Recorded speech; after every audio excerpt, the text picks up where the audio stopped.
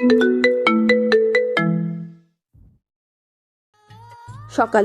স্বপ্নের নীর বাড়িতে এক প্রকার তাণ্ডব লেগে আছে। বাইরে সব মিডিয়ার লোক। রোদের বিয়ের খবর সব জায়গায় লিক হয়ে গেছে। ভোর হতে না হতেই রোদ বৃষ্টি স্বপ্নের নীর বাড়িতে এসেছে। মিস্টার নীর এবং মিসেস কথা কীরকম রিয়্যাক্ট করবেন তা বুঝতে পারছেন না। বিয়েটা এখন অ্যাক্সিডেন্টলি হয়েছে ঠিকই, তবে বাইরেও খবর লিক হয়ে গেছে। এখন বিয়েটা মানা ছাড়া উপায়ও নেই। তোমার এই গুণধর ছেলের জন্য এত হ্যারাসমেন্ট হতে হচ্ছে। বাদ দাও না, বৃষ্টিমার চেহারাটা দেখো, আমাদের মেয়েটার সাথে মিলে না। নীর এইবার বৃষ্টিকে খেয়াল করলো। তার চোখ ছলছল করে উঠল। সত্যি তার সাথে এই বৃষ্টির অনেক মিল। কথা মিস্টার নীরকে আলাদা করে নিয়ে কথা বলছেন। এমনিও যা হওয়ার হয়েছে, মেয়েটা আমার বেশ লাগে, আমাদের বৌমার সাথে একদম মিল। তা ঠিক বলেছ। এখন সবাই যখন জেনেই গিয়েছো, তাহলে একটা গেট টুগেদার পার্টি করব। রোদ খুশি হয়ে বলল, তার মানে তুমি মেনে নিয়েছো? তুমি যা কাণ্ড করছো, না মেনে কি আর পারি? এই সব কিছু মনি বারবার বৃষ্টির দিকে তাকিয়ে জিজ্ঞাসু দৃষ্টিতে তাকিয়ে আছে। বৃষ্টি তার দিকে তাকিয়ে ইশারা করে যে পরে সব বুঝিয়ে বলবে। কথা বৃষ্টিকে নিয়ে খুশি মনে রোদের ঘরে নিয়ে যায়। জানো, তোমাকে যেদিন দেখেছিলাম সেদিন থেকে তোমাকে আমার পছন্দ হয়েছিল। একজনের সাথে তোমাকে খুব মানায় মা। কাকে আন্টি? এতে কথা কিছুটা অপ্রস্তুত হয়ে যায়। কেউ না মা, আর আন্টি কিসের? তুই না আমার রোদের বউ, মা বলবে আজ থেকে। বৃষ্টির চোখ থেকে অশ্রু গড়িয়ে পড়ে। এ মা, তুই কাঁদছিস কেন? বৃষ্টি কথাকে জড়িয়ে ধরে বলে, আসলে আমার মা নেই। কতদিন পর কাউকে মা বলে ডাকতে পারবো, তাই আর কি। দেখেছো মেয়ের কাণ্ড, আজ থেকে আমি তো তার মাই। এই বলে অনেকক্ষণ গল্প করে বৃষ্টি। বৃষ্টিকে রেস্ট নিতে বলে কথা চলে যায়। বৃষ্টি রোদের ঘরে ঢুকে দেখে, ভাবতে পারিনি আবার এই স্বপ্নের নীর বাড়িতে আসতে পারবো। এই বাড়িতে কত স্মৃতি আমার, আবারও এইভাবে সবার ভালোবাসা পাবো, তাও ভাবিনি। হায়রে নিয়তি, কিন্তু এই সময় কিছু তো আমার ভাগ্যে নেই। আমার যে সবাইকে ছেড়ে যেতে হবে। তখনই রোদ প্রবেশ করে। কি ভাবছেন মিসেস জগরুটে রানী? বৃষ্টি রেগে বলে, আমি ঝগড়ুটে না, আপনি লুচু একটা। প্লিজ এইভাবে রেগে যাবেন না, রাগলে আপনাকে টমেটোর মতো লাগে। তখনই মন চায়। কি মন চায়? রোদ এইবার দুষ্টু হাসি দিয়ে বৃষ্টির দিকে এগোতে থাকে, আর বৃষ্টি পিছাতে থাকে। আপনি এইভাবে আসছেন কেন? করেই দেখে কি মন চায়। এই বলে রোদ বৃষ্টির কোমর জড়িয়ে ধরে। এদিকে বৃষ্টি তো কেঁপে যাচ্ছে। রোদ বৃষ্টির গলায় একটা বাইট করে। বৃষ্টি ব্যথায় চিৎকার করে ওঠে। রোদ বৃষ্টির মুখ চেপে ধরে বলে, হুশ, এইভাবে কেউ চেঁচায়, মানুষ কি ভাববে? আমাকে কামড়াচ্ছেন কেন? আমি কি বার্গার? বৃষ্টিকে এভাবে ঠোঁট ফোলাতে দেখে রোদ মুচকি হাসে। আমি তো লাভ বাইট দিচ্ছিলাম। আসছে লাভ বাইট দিতে, লাগবে না আমার এইসব কামড়, ডেভিল একটা। ওকে যখন ব্যথা দিয়েছে আমি সেরে দিব। এই বলে রোদ বৃষ্টির গলায় মুখ ডুবিয়ে দেয়। রোদ বৃষ্টির গলায় কিস করছে, আর বৃষ্টি বারবার কেঁপে উঠছে। বৃষ্টি রোদের চুল আঁকড়ে ধরে। অন্যদিকে আমার রোদেলা আজ অন্য কারো, ওই রোদের। রোদ আমাকে হারিয়ে দিল। না, আমি মানতে পারছি না। লাভ ইউ রোদেলা। স্বপ্নের নীর বাড়ি নিজেকে যেন এক অনন্য রূপে সাজিয়েছে। কেননা বাড়ির ছোট ছেলের বিয়ের অনুষ্ঠান বলে কথা। মেঘালয় আহমেদ রোদের বিয়ের রিসেপশন। সব তারকা থেকে শুরু করে বড় বড় মন্ত্রীরা সবাই উপস্থিত। সাংবাদিকেরা চারিদিকে ছবি তুলতে ব্যস্ত। রোদ, আকাশ আর নীর সবাইকে আপ্যায়ন করছে। রোদ খয়েরি রঙের সুতির ডায়মন্ড স্টোনের শেরওয়ানি পরেছে, চুলগুলো সেট করা, ফর্সা মুখে সেই টোল পড়া হাসি। সব মেয়েদের আফসোসের শেষ নেই। তাদের রাজকুমার হট চকলেট বয়ের বিয়ে হয়েছে তা যেন তারা বিশ্বাসই করতে পারছে না। ভাই, তুই কি এই কাজটা ঠিক করলি? কেন আমি করলাম? বড় ভাইয়ের আগে বিয়ে করে ফেললে এটা ঠিক না। আল্লাহ কার ভাগ্যে কি লিখে রাখে তা কি কারো হাতে থাকে? তাও ঠিক বলেছিস। আজকে আকাশকেও অনেক হ্যান্ডসাম লাগছে। আবরার, আরাব ও তাদের পরিবারের লোকজনেরাও এসেছে।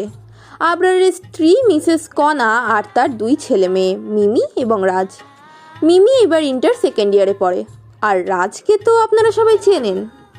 আরাব ও তার স্ত্রী শ্রেয়ার 1 ছেলে, সে বিদেশে থাকে।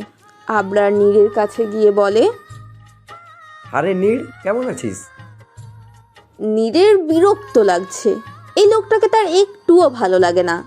যেহেতু তার ছেলের বিয়ে, তাই সে হাসি মুখে বলে ওঠে, এই তো ভালো। নীর ভাইয়া, আমরা এসেছি, খুশি হওনি? খুশি হয়েছি আজ। আমার ছেলের বিয়ের অনুষ্ঠানে খুশি না হয়ে কি থাকতে পারি? সে যতই খারাপ হোক, হোক না কেন। নীরের কথা শুনে আরবের মুখটা বাংলা 5-এর আকার ধারণ করে। এই তো ভালোই আছি, আপনারা ভালো? তা ভাবি, আপনার ছেলে তো সোনার টুকরো, তা মেয়ে কোথাকার? ফ্যামিলি ব্যাকগ্রাউন্ড কি? এতে সবাই কিছুটা অপ্রস্তুত হয়ে যায়। কথা মুখে হাসি ফুটিয়ে বলে, আমি আমার ছেলের জন্য একজন আদর্শ জীবনসঙ্গী নিয়ে এসেছি।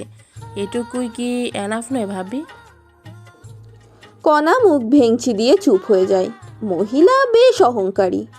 সাহেল এবং তারাও এসেছে আজকে। তারাকে দেখে আকাশ তো জাস্ট হাঁ, কি সুন্দর লাগছে আজকে তারাকে। আজ তারা সবুজ লেহেঙ্গা পরেছে। আজ আকাশের শেরওয়ানির রঙও সবুজ। সিয়াম ও দিশাও এসেছে আজকের অনুষ্ঠানে। আকাশকে দেখেই দিশা দৌড়ে যায় সেখানে। হ্যাঁ বেবি, কেমন আছো? দেখো আমাকে কত কিউট লাগছে। আকাশ এখনও তারাকে দেখে যাচ্ছে। আকাশের সাথে দিশাকে দেখে তারা ভেঙচি দিয়ে চলে যায়। এদিকে আকাশ তো বেবুক বনে যায়। দিশার কথায় তার হুঁশ আসে। কি হলো? বেবি, আমি তোমাকে কিছু বলছি, তুমি শোনো নাই? শুনছি। আমাকে কেমন লাগছে? আকাশের বিরক্ত লাগছে। ভালো লাগছে। এই বলে সে অন্য পথে হাঁটা ধরল। যাহ বাবা। জানিস, আজকে আমি অনেক খুশি। তুই আমার রোদ ভাইয়ার বউ। সিরিয়াসলি দোস্ত? হয়েছে, তোকে এত উতলা হতে হবে না। কি বলছিস দোস্ত? তুই আমার ভাবি। ও মাই গড! জানিস, মেয়েরা তো হাঁসফাঁস করে মরছে। তাদের স্বপ্নের রাজকুমারকে তুই বিয়ে করেছিস। ওহ, ডিভোর্স দিব, তখন আবার হ্যাপি হয়ে যাবে। দোস্ত, তোকে আজ কি লাগছে রে? রোদ ভাইয়া তো ফিট খেয়ে যাবে। দূর, তুইও না। ইস, বেবি দেখি লজ্জা পায়। বৃষ্টিকে তারা হলরুমে নিয়ে গেল। সবাই তো হাঁ। সত্যি কি সুন্দর লাগছে বৃষ্টিকে।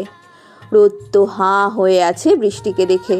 বৃষ্টি আজ খয়েরি রঙের হালকা ডায়মন্ডের স্টোনের কাজ করা, সোনালি কাজ করা লেহেঙ্গা পরেছে। বৃষ্টির ফর্সা শরীরে মানিয়েছে বেশ। তার সাথে ভারী মেকআপ আর তাক লাগানো লুক। রোদ তো এতটাই ভাবনায় বিভোর হয়ে গিয়েছিল যে সে মিস্টার নীরকে আর্দ্র ভেবে তার গায়ে হাত রাখে। এতে নীর কিছুটা হকচকিয়ে যায়। নীর কিছু বলবে তার আগেই, দেখেছিস তোদের ভাবিটা কি কিউট! ইস, কখন যে বউটাকে কাছে পাবো আর আদর করব, আমার যে আর তর্স হয় না। কিন্তু এই খাটাস বাপটার জন্য সবাইকে সামলাতে হচ্ছে। বউয়ের কাছে যেতেই পারছি না। এই তো, যখন বউ পাগল নিজেই। বউয়ের আঁচল ধরেই ঘুরো গাধারাম। নীরকে দেখে রোদ খানিকটা ঝটকা খায়। পাপা তুমি? কেন? কাকে আশা করেছিলে? বড্ড অসভ্য হয়ে গেছো। তুমি দাঁড়ো, তোমার ব্যবস্থা করব আমি। এই বলে নীর হনহনিয়ে চলে যায়। রোদ শুকনো ঢোক গিলে। এই রে, আমি শেষ। এদিকে আবরারের বৃষ্টিকে কেন যেন খুব চেনা বলে মনে হচ্ছে। এই মেয়েটার নামও বৃষ্টি। কিন্তু ও তো বেঁচে নেই, কি করে সম্ভব ভাই? খোঁজ লাগা ওর সম্পর্কে। এমনি এই ব্ল্যাক মার্কসকে নিয়ে আমি সমস্যায় আছি। তুমি কোনো চিন্তা করো না, আমি খবর নিচ্ছি। এদিকে বৃষ্টি আবরারের এইসব অবস্থা দেখে বাঁকা হাসে। আমার শ্রদ্ধেয় কাকাবাবু, এখনই এই অবস্থা? মৃত্যু তো খুব নিকটে, ভয় তো লাগবেই। এসব ভাবনার মাঝেই বৃষ্টি তার কোমরে শীতল স্পর্শ অনুভব করে। বৃষ্টি হকচকিয়ে যায়। হ্যাঁ, রোদ সবার অগোচরে বৃষ্টির ফর্সা পেটে স্লাইড করছে। বৃষ্টি রক্ত চক্ষু নিয়ে তাকায় রোদের দিকে। রোদ সে তো ডোন্ট কেয়ার ভাব নিয়ে বসে আছে। এসব কি অসভ্যতামি? নিজের বউয়েরটাই তো করছি। সরুন বলছি, না হলে কি? উফ প্লিজ ছাড়ুন, না হলে কেউ দেখে ফেলবে।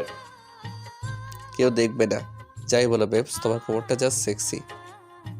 ব্যাটার ডেভিল লুচু। এদিকে একজনের এই সব দৃশ্য সহ্য হচ্ছে না। পারছি না, আমি কিছুতেই আমার রোদেলার সাথে ওই রোদকে দেখতে পারছি না। আমি ফিরছি রোদ, খুব শীঘ্রই। রাজ বারবার করে তারার সাথে কথা বলছে। এতে তারা প্রচণ্ড বিরক্ত। দূর থেকে আকাশটা লক্ষ্য করে যাচ্ছে। এরাজ, ছেলেটাও না প্রচন্ড রাগ হচ্ছে আমার, কেন হচ্ছে নিজেও জানি না, বাট হচ্ছে।